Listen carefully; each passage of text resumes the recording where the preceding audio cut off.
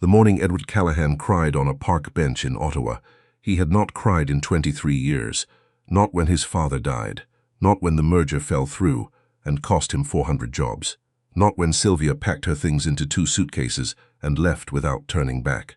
He had stood in the doorway of their empty bedroom that evening and felt nothing, or told himself he felt nothing, which amounted to the same thing after enough years of practice.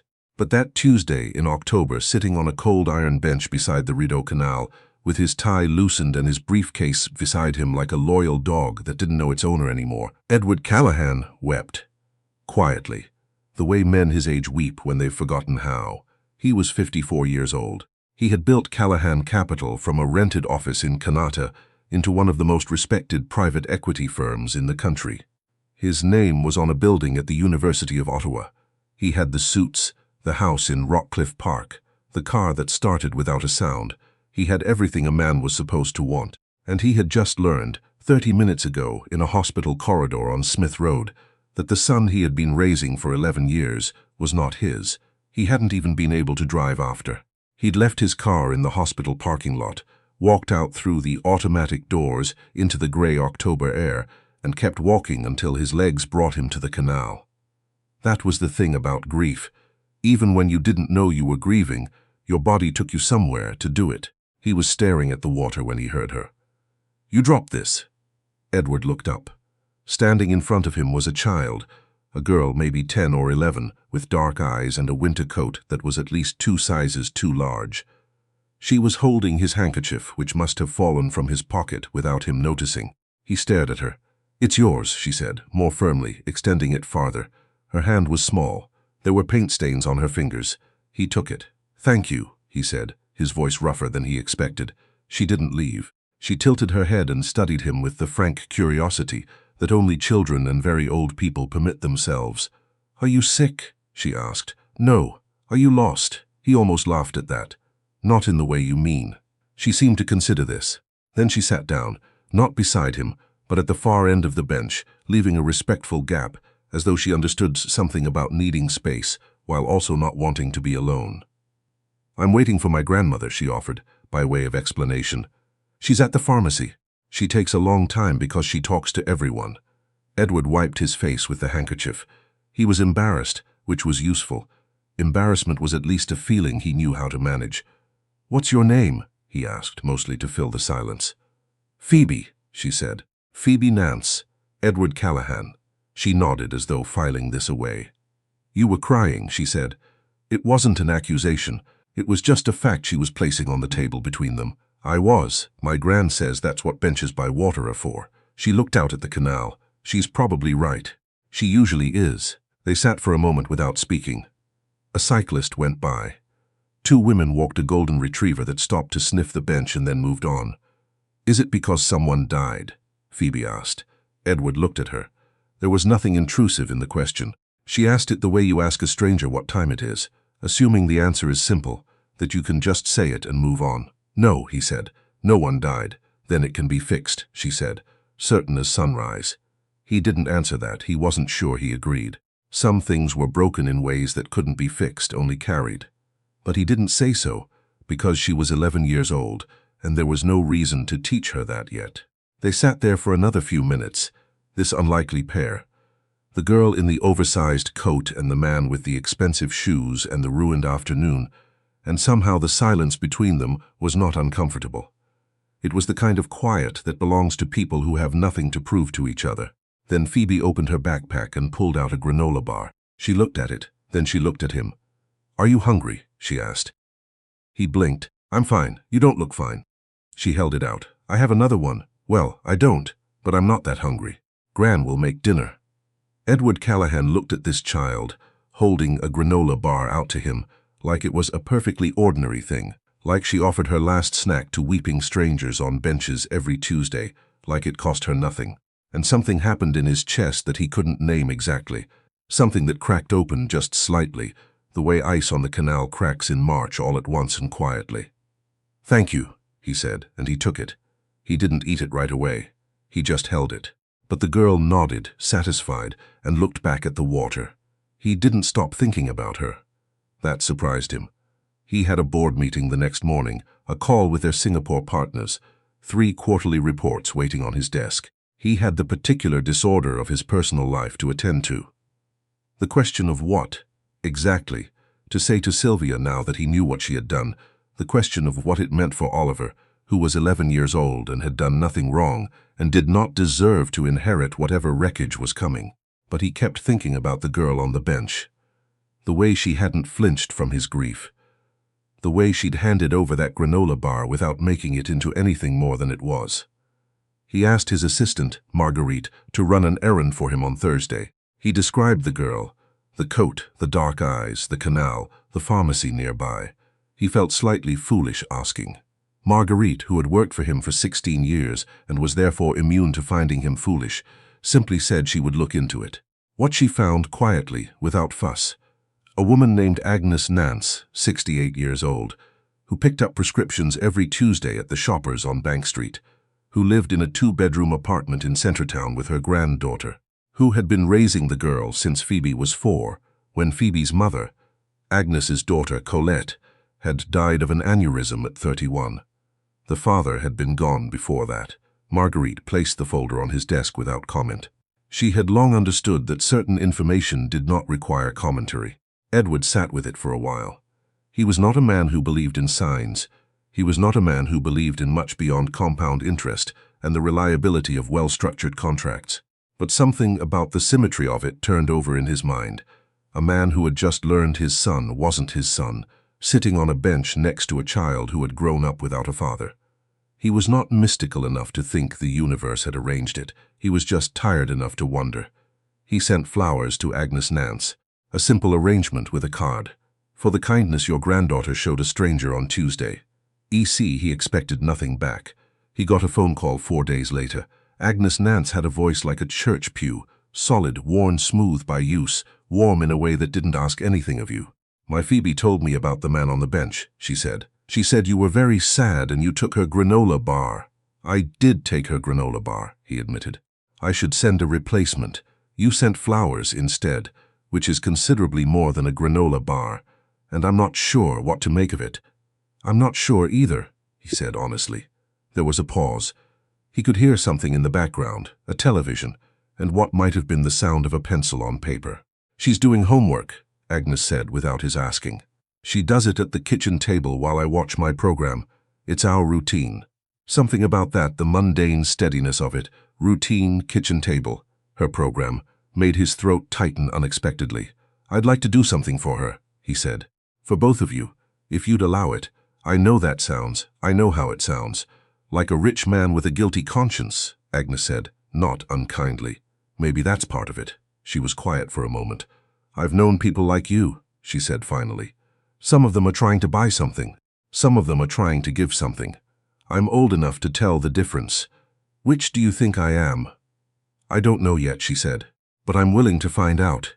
He met them for lunch at a diner on Elgin Street that Agnes chose. Not a restaurant he would have picked, with its laminate menus and the coffee that came in a brown ceramic mug, but he found he didn't mind. The coffee was hot. The booth was wide. Agnes sat across from him with the posture of a woman who had dealt with harder men than him and come out the other side. Phoebe sat beside her grandmother and ate a grilled cheese sandwich and watched Edward with those direct dark eyes. You look better than the bench, she said. I feel better than the bench, he said, which was true, surprisingly. Gran said we should be careful, Phoebe said, because sometimes people give things to make themselves feel better, not to actually help. Agnes didn't look embarrassed. She just looked at Edward. My granddaughter, she said, does not have a filter. She should keep it, he said, and he meant it. He asked Phoebe about school. She was in grade 6 at a school on Gilmore Street. She liked art. The paint stains he'd noticed on the bench had been a permanent fixture, apparently. She was working on a project about migratory birds. She wanted, when she grew up, to be someone who restored old paintings in museums because she liked the idea of fixing things that other people had given up on. Edward sat with that for a moment. That's a real career, he said. I know, she said. I looked it up. You have to go to university. You do. That's the part Gran worries about, Phoebe said matter-of-factly. Agnes pressed her lips together. Phoebe. It's true, Phoebe said, not cruelly, just factually. Edward looked at Agnes. She met his eyes, and something passed between them. The quiet understanding between people who know what it costs to carry things alone. He set up a small education trust 3 weeks later. He did it through his lawyers, properly, so Agnes would know it wasn't a whim. He put enough in it to cover Phoebe's university, whatever she chose, wherever she went. He didn't make a production of it. He had Marguerite courier the documents to Agnes with a handwritten note. She said she wants to fix things people have given up on. I think that deserves a clear path. Agnes called him that evening. He expected gratitude. What he got was silence. First, a long one, the kind that has weight. Then she said quietly, "Why are you doing this, Edward?" No one but Agnes called him Edward in that tone of voice anymore. It was the tone that meant, "I'm not asking for the official answer." He was sitting in his kitchen. The house in Rockcliffe Park was very large and very quiet. Oliver was with Sylvia this week. The legal discussions hadn't started yet, but they were coming, slow and cold like the November that was settling over the city. "My son," he said, and then stopped. He tried again. "I found out a few weeks ago that my son, the boy I've been raising, is not biologically mine." He had not said this to anyone yet, not to his brother, not to his closest friend. It sat differently in the air once he'd said it aloud. "I don't know what I am to him now. I don't know what I'm supposed to be." Agnes was quiet. "I look at Phoebe," he continued, "and she doesn't have a father, and it doesn't seem to have made her smaller. She gave a granola bar to a grown man having a breakdown on a bench without making him feel ashamed about it." He paused. "I want to do something that matters. I've spent a lot of years doing things that only mattered on paper." Agnes let the silence sit for a moment more. Then, "She takes after her mother," she said. "Colette was the same way. Couldn't walk past someone who was hurting." Her voice shifted on that, the way a surface shifts over water underneath. "I'm sorry about your daughter," he said. 7 years, she said softly, "and some mornings I still reach for the phone to call her." A breath. "You asked why you're doing this. Maybe I'm asking the wrong question. Maybe it doesn't matter why you started. It matters what you do next." What he did next was complicated, because his life was complicated, and the complications did not wait politely. The legal process with Sylvia was as bad as he'd expected, and worse in ways he hadn't. The question of Oliver absorbed everything. Not money, not court dates, not the division of assets, but Oliver himself. The boy had been told nothing.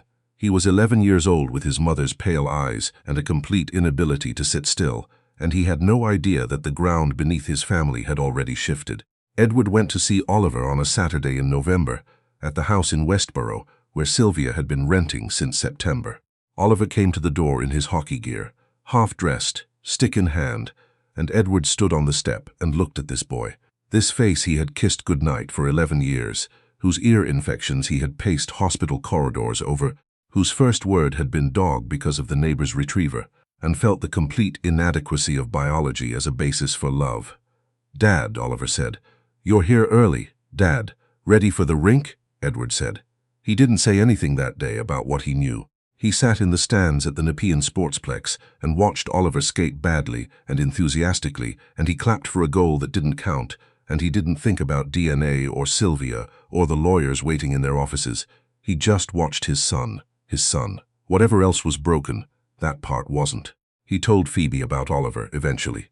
Not the complicated parts, just that he had a son he loved, and that things had been hard lately, and that coming to lunch on Elgin Street was the thing he looked forward to most on Thursdays. Phoebe absorbed this.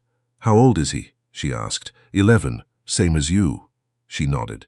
"Is he nice?" "He's loud," Edward said, "and he never puts his things away, and he's the best person I know." She smiled at that, the smile of a child who recognizes something true. Gran says the people who are hardest to live with are usually the ones who are the most worth it. Agnes, across the table, raised her coffee mug in a small toast to herself. Edward laughed. He had not laughed like that in months. The trust wasn't a secret exactly, but Phoebe didn't know the extent of it until February, when Agnes sat her down and explained, carefully, with her glasses on and the papers in front of her, what Edward had done. Phoebe came to the next Thursday lunch carrying a painting she'd made. It was small, watercolor on heavy paper, and it depicted a bench beside a body of water. 2 figures sat on the bench. One was a man in a dark coat, one was a girl with paint-stained hands. Above them, in the pale October sky she'd painted, a single bird was in mid-flight, caught at the moment between one place and another. She put it on the table in front of him, without preamble. "It's the canal," she said. "That's you and that's me." He looked at it for a long time. The colors were precise and a little uncertain in the way that watercolors are when you haven't fully mastered them yet. And that uncertainty was part of what made it beautiful. "I wanted to paint something worth keeping," she said. "Because you did something worth keeping." Edward looked up at her. He did not cry. He was getting better at that, not at not feeling things, but at knowing which feelings were worth showing and which were worth holding. He had learned, slowly and strangely through these winter Thursday lunches, that the difference between those two things mattered. "Thank you, Phoebe," he said. She nodded. "It's not museum quality," she said. "Yet," Agnes laughed. In March, Edward brought Oliver to one of the Thursday lunches. He had asked Agnes first, and Agnes had said yes, and he had asked Oliver if he wanted to meet a girl who liked birds and painting. And Oliver had shrugged with the particular 11-year-old shrug. "That means I suppose so. I'll assess it when I get there." Phoebe and Oliver spent most of the lunch in a quiet negotiation about which was harder, hockey or art, with neither of them willing to concede. Agnes watched them with her hands folded around her coffee mug, that slight curve to her lips that Edward had come to recognize as her version of deep satisfaction. "Look at that," Agnes said softly, half to herself. "What?" Edward asked. "Children are remarkably good at just being with each other," she said. "It takes us much longer to get there." He glanced at her. She was watching Phoebe demonstrate something about brush angles with a straw wrapper, while Oliver looked skeptical but interested. He thought about himself on the bench in October, the briefcase at his feet, the handkerchief, the wreckage of an afternoon that had somehow turned into this. "Agnes," he said. "Thank you." She looked at him with those steady eyes. "For what? For answering the phone? For not deciding what I was before you knew." She was quiet for a moment. "My Colette used to say that the worst thing you can do to a person is decide they're finished before they're finished." She set down her mug. "You weren't finished, Edward. You were just sitting on the wrong bench." The legal things resolved the way legal things do, slowly, imperfectly, in ways that left everyone slightly diminished and slightly relieved. Sylvia and Edward signed papers in April. They were civil, in the way that people are civil when they have a child to protect, and not much else left to protect together. Oliver moved between their houses with his hockey bag and his noise, and his complete refusal to acknowledge that anything in his life had fundamentally shifted, which Edward had come to believe was its own form of wisdom. What Edward told Oliver, when he finally told him, in the spring, sitting on the back steps of the Rockcliffe house with 2 cans of ginger ale between them, was this: that biology was one way of being a father, and that it was the way he had become Oliver's father, but that it was not the only way, and it was not the most important way. Oliver sat with that for a while. He was 11. He understood more than Edward had expected and less than Edward feared, which is about as good as you can hope for at 11. "Are you still my dad?" Oliver asked. "Yes," Edward said. "That's not the part that changed." Oliver nodded, took a long drink of ginger ale. "Okay," he said, and that was that.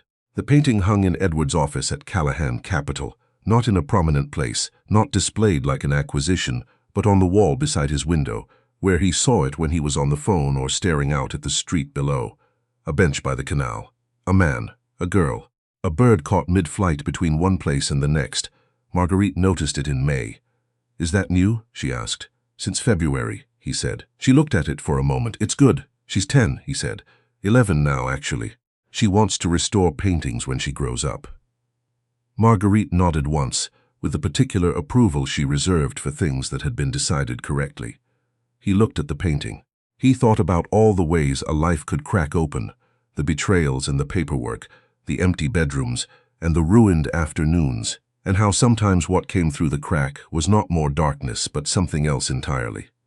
A child with paint on her hands, an old woman who answered the phone, a granola bar held out without calculation or condition, just because someone was hurting and she had one to spare. He had spent 23 years building things out of stone. His reputation, his firm, his careful distances. And in one October afternoon on a bench he had not chosen, something in him had finally been pried open. Not broken, opened. He thought Agnes would appreciate the distinction. He picked up his phone and called her, just to tell her they were thinking about Algonquin Park for June. A weekend, the four of them, if she thought Phoebe would like it. And Agnes said Phoebe had been asking about loons. Actually, she'd read something about them in her bird project. And Edward said, well then, there you have it. We'll go for the loons. And outside his window, Ottawa was turning green, the way it does every spring with an almost aggressive hope, as if the winter had tried its best, and here the city was anyway. Still here, still beginning again, just like the rest of them.